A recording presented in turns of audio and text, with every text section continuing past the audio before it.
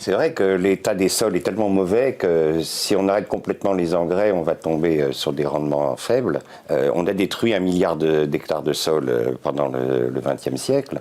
Si on n'avait pas détruit ce milliard d'hectares, puisqu'on ne cultive qu'1,5 milliard d'hectares à l'heure actuelle, si on n'avait pas perdu ce milliard, on nourrirait tout le monde. Mais c'est la destruction de nos sols qui nous met dans une position très embêtante. Pour vous donner une idée, il y a 10 espèces de blé en Europe et il y avait plus de 10 000 variétés au 19e à travers l'Europe.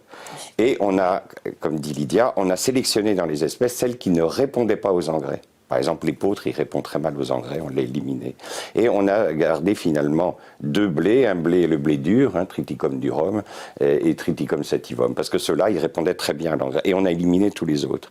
Et ensuite, on a sélectionné ça dans des sols riches.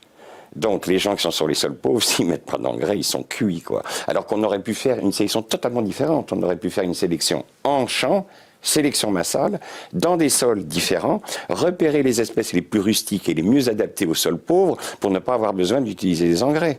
Et là, les paysans, eux, ils en auraient énormément bénéficié, alors que là, on les a coincés, et puis c'est pas pour rien s'il y en a un qui se suicide tous les 2 jours. On a perdu 95% de nos agriculteurs, donc il va y avoir un vrai problème.